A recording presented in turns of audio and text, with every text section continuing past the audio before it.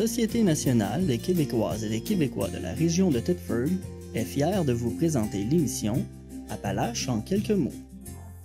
La TVCRA est au cœur des préoccupations des gens d'ici depuis plus de 45 ans. C'est donc un honneur pour moi de soutenir et de contribuer à l'essor de la télévision communautaire de la région des Appalaches. Bon visionnement.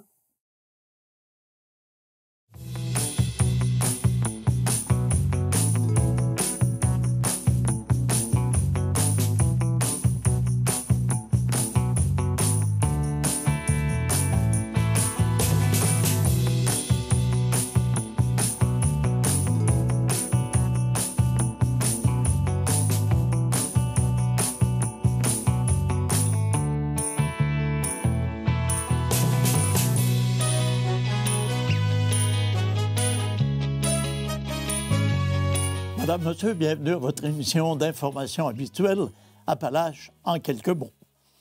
Lors d'une conférence de presse tenue le 30 avril dernier au chalet des loisirs du parc Notre-Dame, le maire de la ville de Thetford-Mines, M. Marc-Alexandre Brouchot, accompagné de la directrice du service des loisirs et de la culture, de même que de membres de la commission des loisirs et de la culture, annonçait de nouveaux projets pour les loisirs. TVCRA était sur place et nous a rapporté ce reportage. Donc, voilà pourquoi on est ici aujourd'hui, donc bien installé comme ça pour vous recevoir. C'est qu'on veut vraiment vous présenter en matière de loisirs ici à Thetford les projets qui sont sur la planche à dessin. On veut faire rêver, en fait, parce que tout ce qu'on va présenter aujourd'hui ne pourra pas se faire dans la prochaine saison estivale, on s'entend, mais on a vraiment voulu travailler en amont, travailler un peu sur l'avenir qu'on voit pour nos projets de loisirs ici. Et on a voulu le faire de façon sérieuse, c'est-à-dire qu'on a fait une démarche importante depuis 2 ans en vue d'orienter les décisions futures sur les infrastructures de loisirs ici à la ville de Thetford qui vont concerner l'utilisation des parcs, des espaces verts, des infrastructures sportives. Donc, c'est vraiment un travail de fond qui a été fait pour ne pas qu'on prenne nos décisions à la pièce. On a vraiment voulu avoir une vision d'ensemble et puis avoir une vision d'ensemble, ça veut dire plein de projets. Donc, c'est pour ça qu'on devra le faire sur quelques années, mais il reste que d'avoir une ligne directrice comme ça qui s'est dessinée avec le travail qu'on a fait. Ça méritait aussi aujourd'hui qu'on vienne vous le présenter.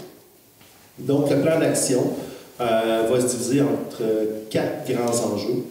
La mise à niveau et le maintien des actifs, donc assurer la mise à niveau des infrastructures existantes, prioriser les investissements durables et nécessitant peu d'entretien dans le temps. Aussi le vieillissement de la population, donc favoriser la polyvalence des nouvelles installations, bonifier l'offre pour les aînés afin de favoriser le maintien d'une vie active. Puis aussi la diversification des vocations des parcs et espaces verts. Donc, développer l'offre culturelle extérieure et favoriser l'appropriation des parcs comme lieu de socialisation. Mettre en valeur la rivière Bécancour via le réseau des parcs et espaces verts. Et le dernier enjeu, c'est l'optimisation des plateaux sportifs et récréatifs. Donc, améliorer l'offre hivernale en matière de plateaux sportifs et récréatifs et privilégier la qualité et la complémentarité plutôt que la quantité de plateaux sportifs et récréatifs. Alors...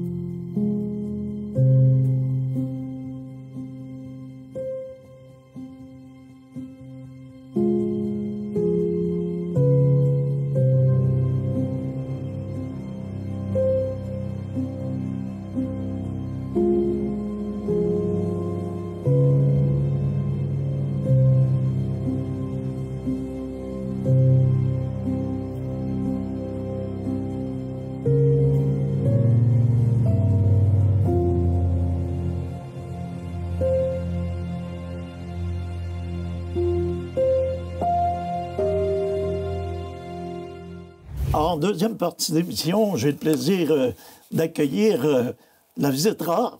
Alors, quelqu'un qu'on n'a pas vu à notre antenne depuis un bon moment. Alors, la députée de Lotbinière-Frontenac, Mme Isabelle Lecourt. Mme Lecourt, bienvenue. Bonjour. Et merci d'avoir répondu à notre invitation. Bien, ça me fait plaisir. Alors, Mme Lecourt, depuis le temps qu'on s'est vu, il s'est passé beaucoup de choses. Notamment, vous avez eu une nouvelle responsabilité. Oui.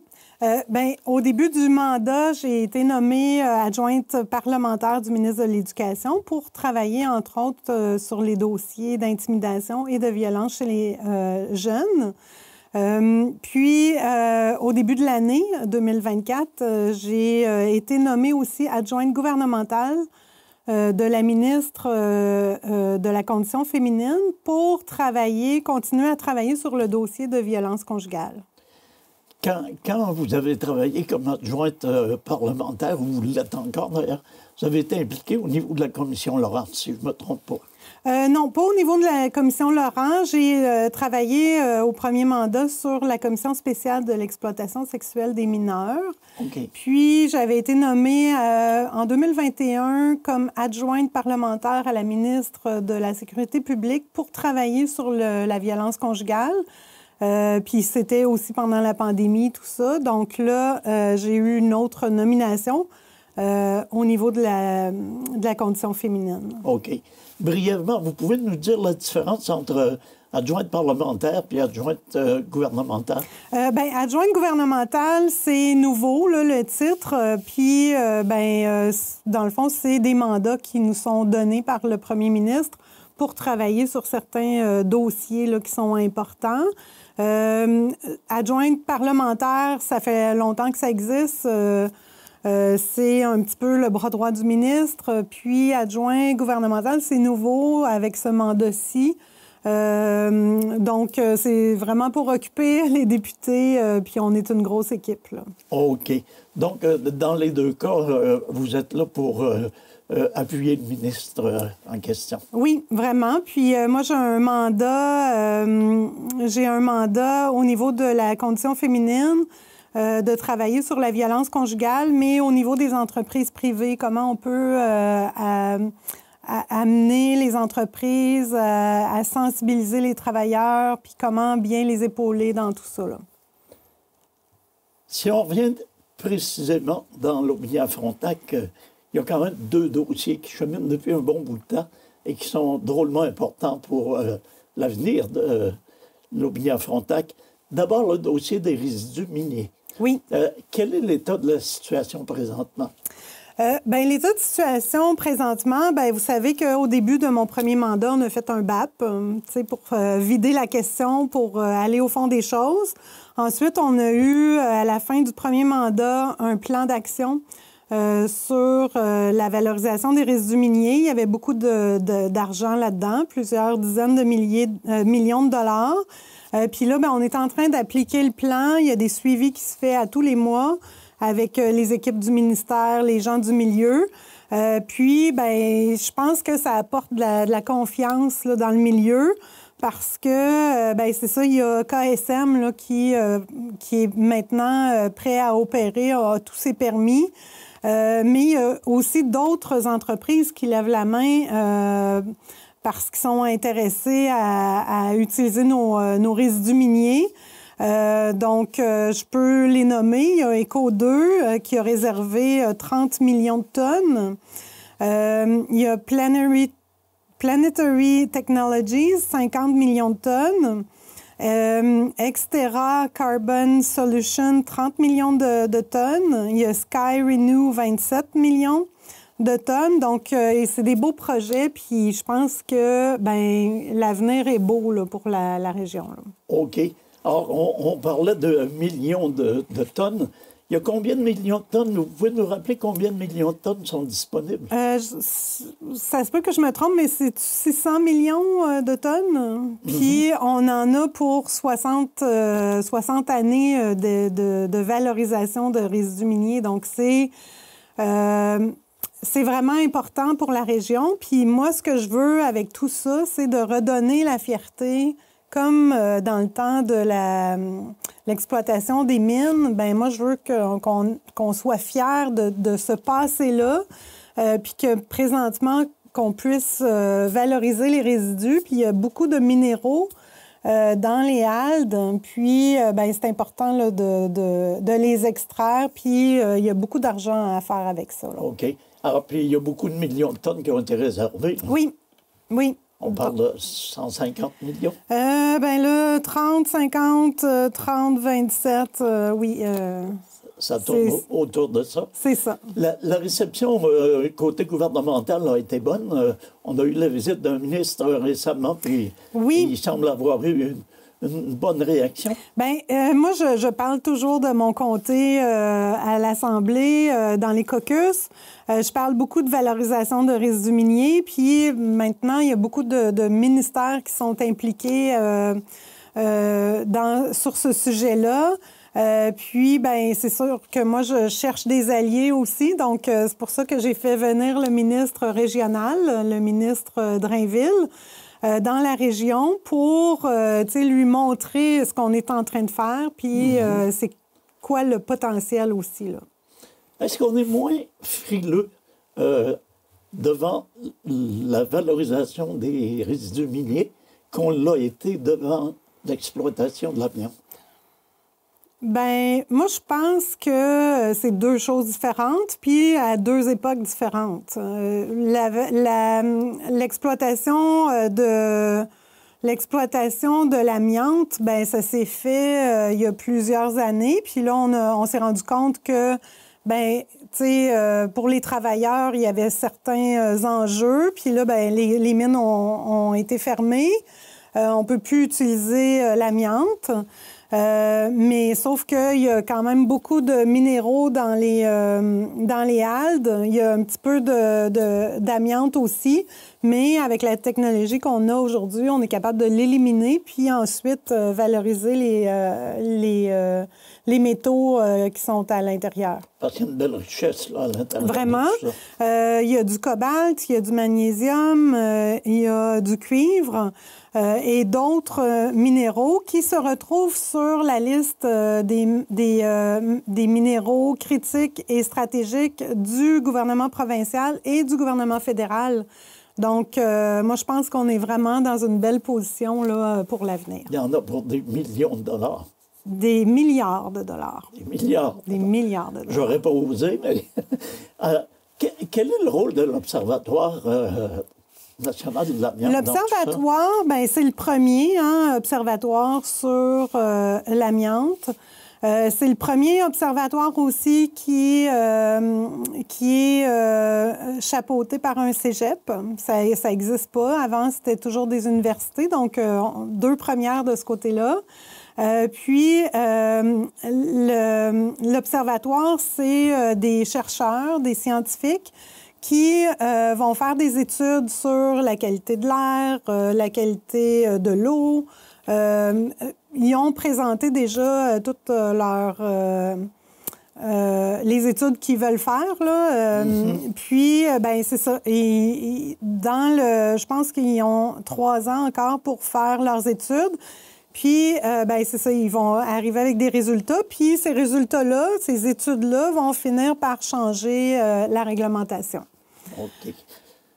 Il y a un autre gros dossier qui est en cours présentement. On ne l'a pas entendu encore, mais on devrait bientôt l'entendre. Oui. C'est la réhabilitation du chemin de fer. Oui. Puis le retour du train dans notre région, dans la MRC. Oui. On en est où? Bien, premièrement, je voudrais dire, tu sais, aux gens, il y a certaines personnes, tu sais, on avait fait aussi une séance publique où les gens étaient invités à venir donner leur opinion, puis on pouvait répondre à leurs questions, leurs interrogations. Je voudrais leur dire que, tu sais, le retour du train fait partie là, de toute la stratégie de développement économique de la région. On a besoin du train pour faire de la valorisation de résidus miniers. On ne peut pas tout On ne peut pas tout voyager par camion. Déjà, nos routes en arrachent, donc on doit faire ça par train. Puis, ben le train, tu sais, on avait dit qu'il serait en marche d'ici la fin 2025. Puis là, ben présentement, il y a le pont sur la rivière Chaudière qui est en train de se construire. Puis, il y a aussi la reconstruction partielle de ponts ferroviaires qui s'en viennent jusqu'à Black Lake. Il y a aussi le remplacement de la voie ferrée, c'est 58 km. C'est quand même long. Et le remplacement de 102 ponceaux, puis de 40 passages à niveau public, là, la réfection. Ça devrait, puis en plus, ce qu'on me dit, proche des résidences, c'est que les joints vont être soudés. Donc, ça devrait faire moins de bruit que ça faisait dans le temps, là. OK. Oui. Est-ce qu'on s'est entendu sur le fameux, je vais appeler ça un klaxon de locomotive? Dans la séance publique, je trouvais les fonctionnaires un petit peu frileux à en parler, mais le sifflement du train, ben, tu sais, si la municipalité demande à ce que le train ne siffle pas entre telle heure et telle heure, passe un règlement municipal, ben la compagnie de train va être obligée d'appliquer tout ça, là. Donc, moi, je vois aucun problème à ce niveau-là parce que je suis persuadée que le conseil municipal va agir, là. Il va y avoir toute une rééducation à faire à la population, là, parce qu'il y a longtemps que le train n'est plus dans notre paysage. Vraiment, mais sauf que c'est pour une bonne cause parce qu'on est en train de vraiment développer la région avec ce qu'on a, avec les ressources qu'on a. Puis, comme j'ai dit tout à l'heure, il y en a pour plusieurs milliards. Puis cet argent-là, ben, tu sais, il va y avoir des travailleurs, il va y avoir des emplois payants, il va y avoir des familles qui vont venir habiter ici. Donc, tous les commerçants vont en prendre avantage. Puis au niveau des entreprises, ça a été fort bien reçu, je crois. C'est très bien reçu. Les entreprises, ça faisait longtemps qu'ils voulaient ravoir le train parce qu'il y a beaucoup d'entreprises qui exportent ici. Le transport par train peut être plus avantageux pour certains types d'entreprises, pas toutes les entreprises. Mais il y a au moins une dizaine d'entreprises, en plus de la valorisation des réseaux miniers, qui devraient utiliser le train. OK. À ce moment-ci. Mais il y en a certainement qui vont s'ajouter. OK. L'avancement des travaux et le respect des échéances, ça ressemble à quoi? Moi, j'ai pas d'indication disant que l'échéance ne sera pas respectée puis que le budget non plus. Donc, à ma connaissance, présentement, il n'y a pas d'enjeu d'échéance ni d'enjeu de dépassement de coûts. Donc, ça va bien, ce projet-là. Et quand on parlait des coûts, on parlait de 107 millions? Bien, la voie ferrée là, de Vallée-Jonction jusqu'à Black Lake. Il y a le pont aussi entre les deux rivières, parce que nous, ça prend le pont pour traverser. On n'a pas le choix. C'est 440 millions de dollars. Là. Oh, bateau. Fait que c'est des gros investissements, mais ça va être là pour longtemps. Puis nous, on va prendre avantage de ça avec la valorisation des résidus miniers. OK. Donc, on devrait être sur le point de voir arriver les équipes de travail, parce que là, on s'en vient tranquillement à partir de la Beauce. Oui, mais il y a des travaux qui se font là, sur la voie ferrée. C'est parce qu'on les voit pas, là, mais ça se passe aussi dans les forêts. C'est pas nécessairement dans la ville présentement, mais il y a des travaux qui se font là. OK. Moi, ça m'amène à vous parler de la main-d'œuvre. Oui. Puis du même coup de l'immigration des travailleurs, là, des immigrants temporaires. Là. Or, on en est où dans l'accueil de ces gens-là? Oui, bien, la MRC avait mis sur pied un comité là, avec plusieurs organismes qui travaillent ensemble, puis on fait justement un forum la semaine dernière. sur l'immigration pour travailler sur les enjeux, tout ça. Donc, c'est vraiment fantastique. Je suis vraiment très contente de voir ça. Puis, maintenant, c'est le Carrefour Jeunesse Emploi qui va s'occuper de l'immigration dans le comté. C'est l'organisme qui est mandataire maintenant. Peut-être qu'il y a des gens qui se posent des questions, à savoir pourquoi le Carrefour Jeunesse Emploi, mais dans les autres MRC, comme par exemple la MRC de Lotbinière, ça se fait depuis des années. Ils donnent un excellent service.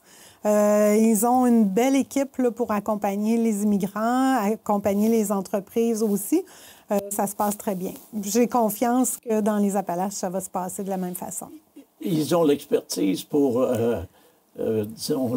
remplir le mandat? Bien, ils ont l'expertise ou, s'ils l'ont pas, moi, je suis persuadée qu'ils l'ont, là. Mais, on peut toujours embaucher des gens, là. Ils ont une enveloppe pour ça, là. OK.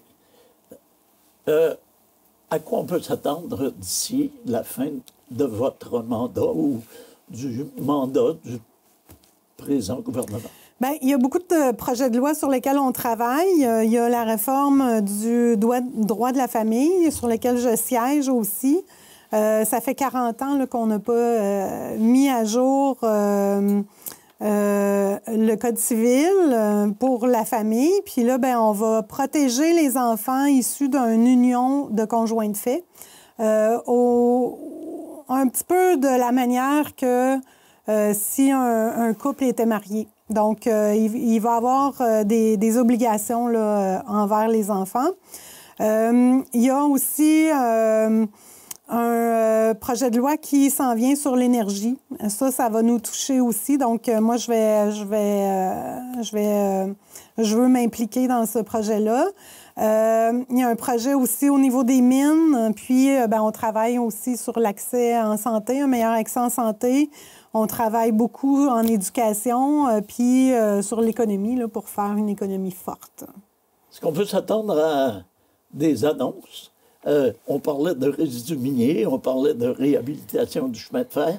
Est-ce qu'on peut s'attendre à d'autres annonces dans d'autres dossiers? Bien, oui, parce qu'il y a toujours des projets qui se travaillent en parallèle. Donc, oui, au cours des prochains mois, jusqu'à la fin du mandat, c'est sûr qu'il va y avoir toujours des annonces, là, parce qu'on travaille sur plusieurs dossiers. OK. Sur lesquels vous ne levez pas le voile encore? Non, pas encore, parce que c'est trop tôt. OK. Personnellement, maintenant, vous en êtes à votre deuxième mandat qui sera bientôt complété. Alors, quelle expérience vous en avez retirée? Puis, est-ce qu'un troisième mandat vous plairait? Moi, c'est sûr que quand je me suis présentée en 2018, j'avais dans ma tête que j'aimerais me présenter pour 3 mandats parce que je m'étais fait une liste de choses que je voulais faire, pas juste dans le comté, mais au niveau du gouvernement aussi, violence conjugale, violence chez les jeunes, intimidation, racisme. Donc, c'est des dossiers sur lesquels j'aime travailler. C'est sûr que ça prend un certain nombre d'années avant de tout faire ça. Puis il y a aussi l'efficacité de l'État sur lequel je plaide beaucoup et je travaille beaucoup. Donc, ça prend plusieurs années, puis j'aimerais ça. Pouvoir faire un troisième mandat, mais ça va dépendre de la population, là, s'ils veulent encore que je sois leur député. Le message est lancé, de toute façon. Alors, Mme Lecourt, c'est tout le temps qu'on avait. Alors, je vous remercie infiniment de vous être prêté à cette entrevue. Puis, on espère que des dossiers comme ceux des résidus miniers et du chemin de fer auront des retombées économiques très favorables. C'est certain, certain. Alors, merci beaucoup. Alors, quant à vous, on vous remercie également d'avoir été à l'écoute. C'est Nelson Fecteau qui vous invite à être là la semaine prochaine pour une autre émission semblable. À tous et à toutes, une excellente semaine. Prenez soin de vous et prenez soin des vôtres.